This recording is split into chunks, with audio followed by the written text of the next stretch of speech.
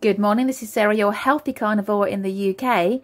I'm just going to give you my, as promised, glucose reading and ketone reading. I was supposed to do it 2 days ago, but I'd forgot with all the chaos. So here's my reading meter, and there's me in there. Hi! Just going to pop in my...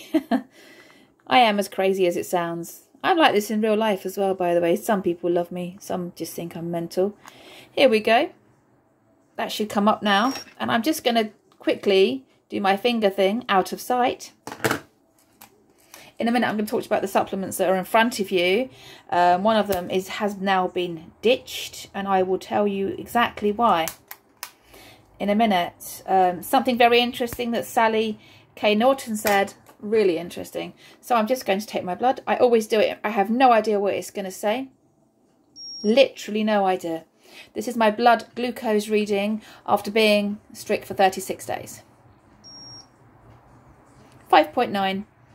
I'm okay with that. As long as it's under 6, I'm okay. And I know that if I keep going for another couple of months, I will be back in the 4s. Don't know why it's 5.9. For absolute clarity, I ate 2.5 hours ago. I ate a pound of fatty beef at 9 AM and it's now 11:30 AM, and that's my glucose reading. I may not be doing many more glucose readings because I'm nearly out of the sticks and they're not the cheapest of things. But let's move on to the ketone reading. I did say complete and utter honesty, complete and utter clarity. This whole channel will always be in truth as I see it. Whether people like what I say or not is up to them. We've got an error reading on that one now. Don't you just love live TV?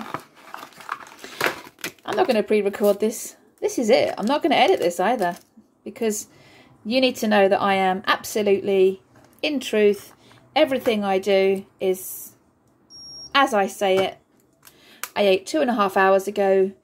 It was like I said, a pound of burger patties. There we go. Now it's going to work. We're going to see if I'm still in ketosis. If I'm not, it means I'm lying. So, 0.5. Definitely showing ketones in my blood at a level that I am quite happy with. I've never been one to chase really high ketones. I don't think it's necessary. And sometimes when I have chased high ketones, I've actually felt a little bit sort of unwell, a bit, can't describe it really, but I feel more comfortable with the ketone level of that. So there is that.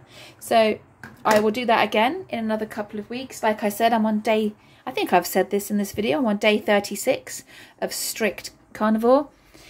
Before I go, now I've shown you that, I'm going to just have a quick chat about my supplements, because I know some people like to talk about that. Most importantly though, I'm going to talk about the one I'm going to get rid of. This one. I'm going to do a video on this later as to why I'm getting rid of this. But at the end of this video, I'm going to pop in the 55-second shot of Sally K. Norton talking about perhaps getting rid of that. But I will do a longer video on it after being off it for a month, and to see, is it the oxalates or is my joint pain being caused by this? Interesting, and I take on all feedback. Still using the J. Crow's Lugal solution. It takes ages to use them up. When I've finished, I'll move on to the 5%. This is the 2%. I'm going to move on to the 5% when I've finished. I'm still using Hunter Gather Perform, Icelandic lamb liver and heart, freeze dried. But before I went away, I did actually manage to get down some real liver. So this may be on its way out, because I think I can now eat it for real, which would be better, obviously. And if I can get it down completely raw and fresh from the packet, I'm done. I have got an Element sachet here.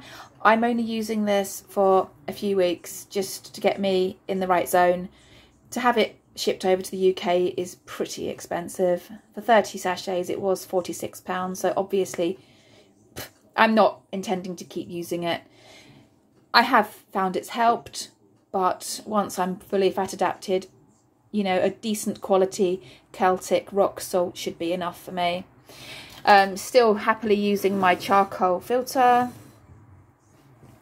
with glass bottles.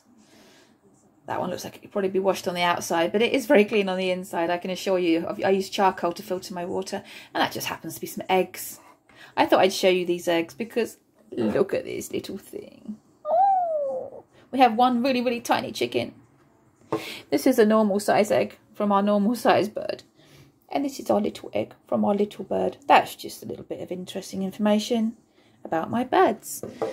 So yes, there will be another video regarding collagen. I did recommend collagen in one of my previous videos, and I'm going to retract that, and I may even delete it because I'm now thinking I might not need it and it may be causing me harm.